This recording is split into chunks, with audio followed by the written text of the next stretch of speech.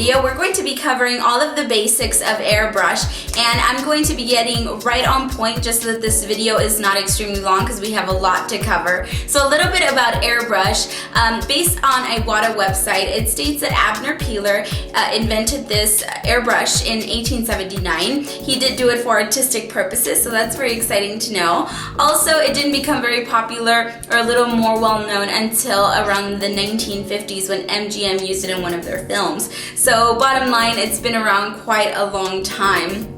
A lot of current celebrities like using it, or people that are in digital cameras, high def. It's for the digital world. Why? Because airbrush does not get into your pores or your wrinkles. It won't settle in. So whenever the camera is in high definition, you really don't get that enhanced. Unlike with liquid foundation, it pretty much gets inside your pores and it does settle in your wrinkles. So it just makes them pop out more. And then when you have high def cameras, it's like magnified. You can see it like you're actually seeing a real person. As a matter of fact, if you click high definition in this video, you can see me a little bit more clear because I am filming in full high definition. It's much more sanitary, especially if you do this as a profession. You'll know that makeup artists sometimes charge a little bit more for airbrushing because airbrush makeup is not cheap. It's actually pricey, but it is worth it. It has the plus. You don't have to invest in a whole bunch of brushes because airbrush makeup is designed to do a lot of things. It has a lot of uses. The good thing about airbrush is that it is pricey, but a lot of companies that are really good now carry mini kits and starter sets. So that's what I like to do. I like to buy the little sample sets and you get all of the foundations for a good deal, especially if you're on the go. Those sizes tend to work out really well because they'll fit inside your kit a lot more compact versus carrying the full sizes. It takes up more space. Some of the uses for airbrush makeup are eyeshadow, obviously foundation.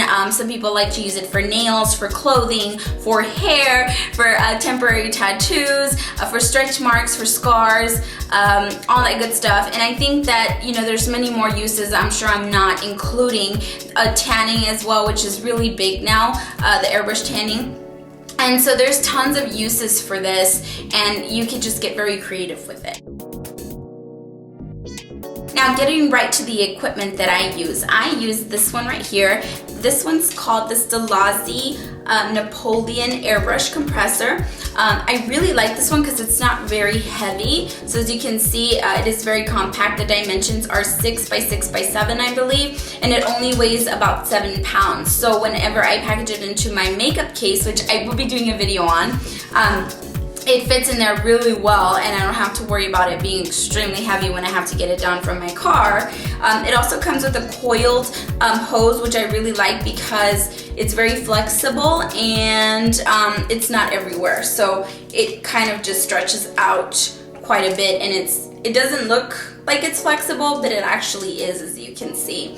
So it works out really nice. It also has a gauge right here just so that you can see the PSI that you're using. Great for beginners because some compressors don't have the gauge for you to actually see what PSI you're using. So this will be great for those of you that are starting off because the gauge really helps you determine what PSI, what pressure you're using. This compressor is compatible with Iwata, Temptu, and all that good stuff. Just a quick note, some of you may think that this looks like an Iwata compressor, the Silver Jet, and it is the same manufacturer. So you're pretty much getting the same product for a little bit cheaper, and they use the same manufacturer. Now getting to my airbrush guns, the one I use here, this one's Mr. Big Cup. It is pretty big, and I like it because you don't have to keep refilling the cup.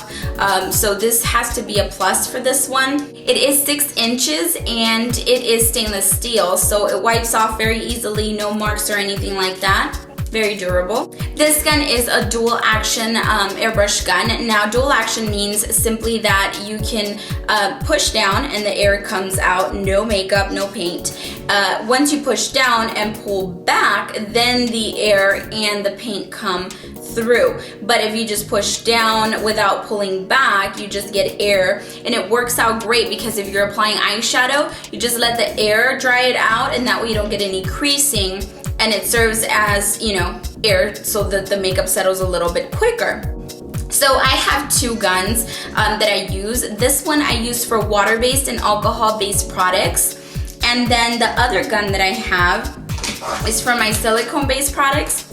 And this one's the Stilazzi TF100, and I like the case a lot too because it has glitter, and I like to keep them in their case just so that they don't get damaged or broken. They both come with different components, so if you have a different kind of hose, you do have the component on there for you. Both of them do come with a little protective cup just so that you don't get any dust in them, or perhaps you're working on bigger parts of the body and you have to move it around, it won't spill. So I just put this one back in there, and then whenever I clean it, I put the little cup back on. And this gun is also a dual action gun, and it is 6 inches in length, and it is also stainless steel, so it cleans out very easily. I love cleaning my airbrush system as soon as I'm done using makeup.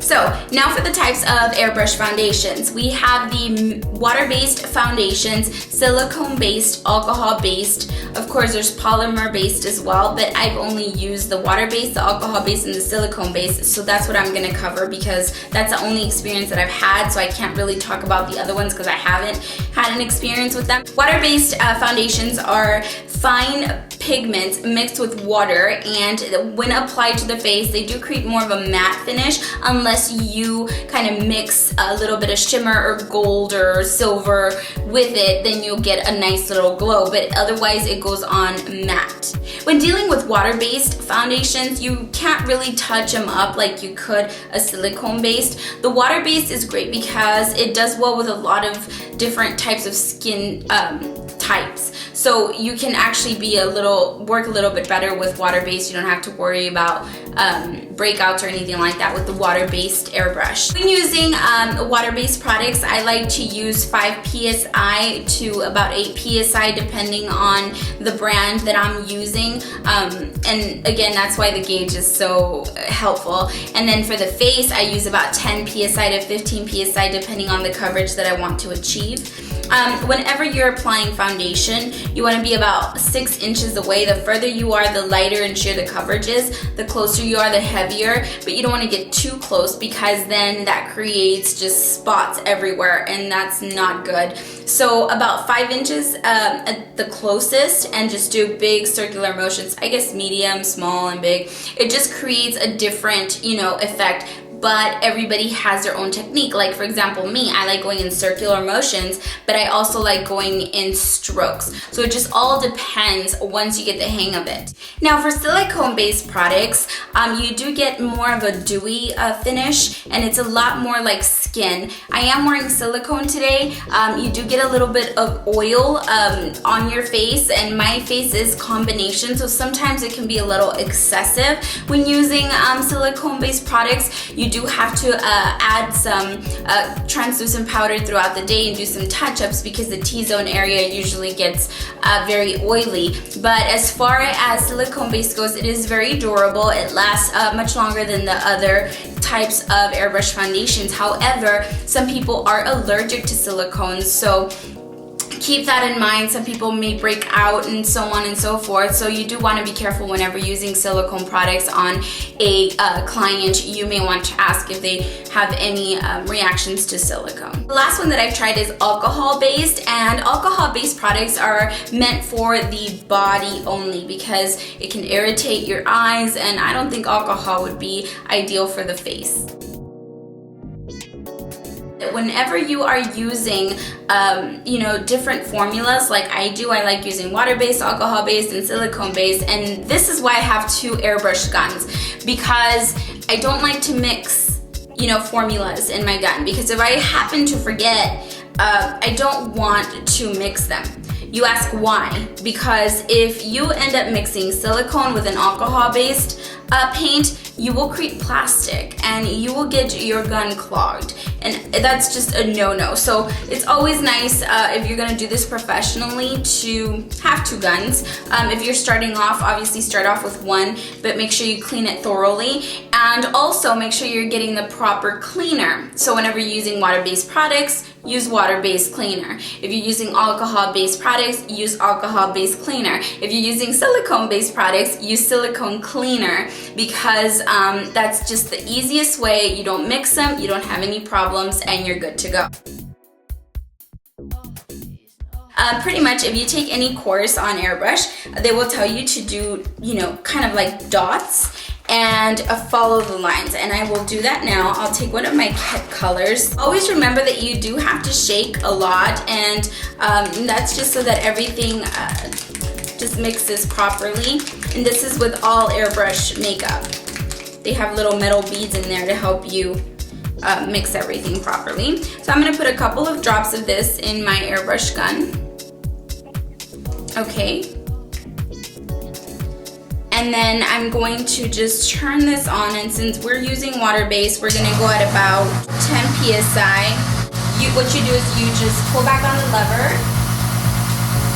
and create dots.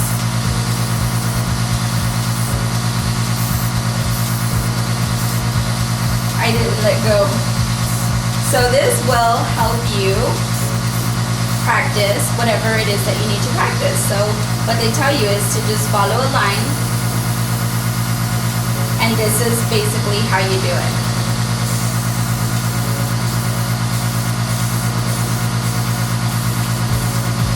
And see how I'm stopping early on some of them?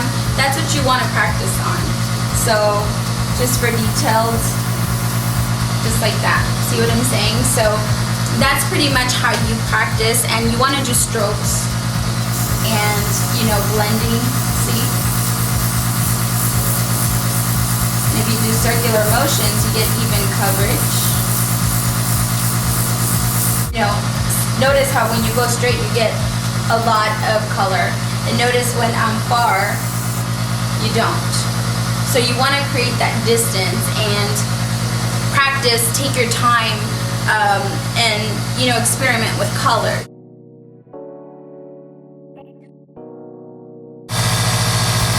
What you want to do is take your foundation color, add a couple of drops, and then do the part that you want of the other color. I'm going to add just equal parts. And then you pretty much just take your gun and you hold the tip. Don't let the air come out with your fingertip. You push down if you're using a dual action airbrush, and then you lightly push back, and it creates a bubble effect. This mixes the foundations properly. So just lightly push back.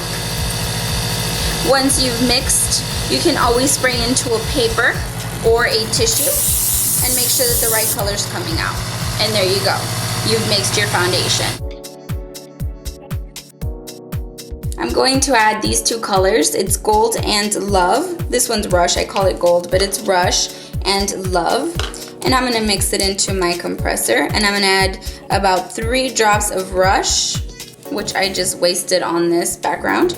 And then 1 or 2 drops of Love, which is a blush. And then I'm going to push back just to mix these colors together.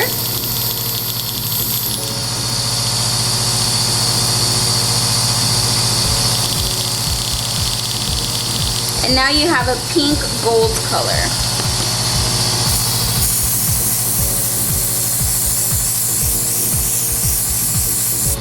See that? It's like a pink gold color, almost like Juicy Couture effect. So you can switch colors, create the color that you like, and make it unique to you.